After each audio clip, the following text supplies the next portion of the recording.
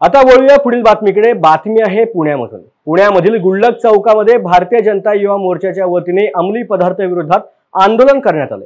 पुण्यामध्ये चालत असलेल्या अंमली पदार्थाच्या तस्करी आणि सेवनाबाबत निषेध नोंदवण्यासाठी भारतीय जनता युवा मोर्चाच्या वतीने अमलासूर नामक राक्षसाच्या प्रतिकृतीला जोडे मारो आंदोलन केले गेले।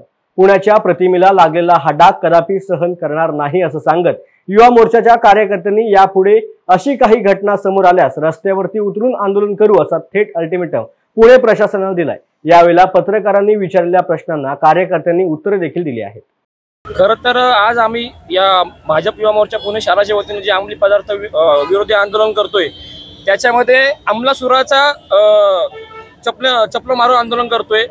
ते का तर आज ड्रग्स माफियांनी आज पुणे शहरातील जे युवक युवती असतील त्यांचं भविष्य धोक्यात टाकले। त्यांनी त्या ठिकाणी काम केले। पुणे हे सांस्कृतिक शहर आहे, पुणे विद्येचे माहेरघर आहे आणि या अशा पुण्याच्या युवक आणि युवतींचे भविष्य धोक्यात टाकण्याचे काम या ठिकाणी पुण्यातील ड्रग्स माफियांनी केले, हॉटेल चालकांनी पब मालकांनी केले। म्हणून त्या विरोधात त्याचं एक प्रतीक म्हणून आम्ही अमलासुराचं धड किंवा त्याला चपला मारो आंदोलन या ठिकाणी आमच्या शहराचे अध्यक्ष करणदादा मिसाळ असतील त्यांच्या मार्गदर्शनाखाली, आमचे धीरजदादा घाटे शहराचे अध्यक्ष आहेत त्यांच्या मार्गदर्शनाखाली आम्ही या ठिकाणी करतोय।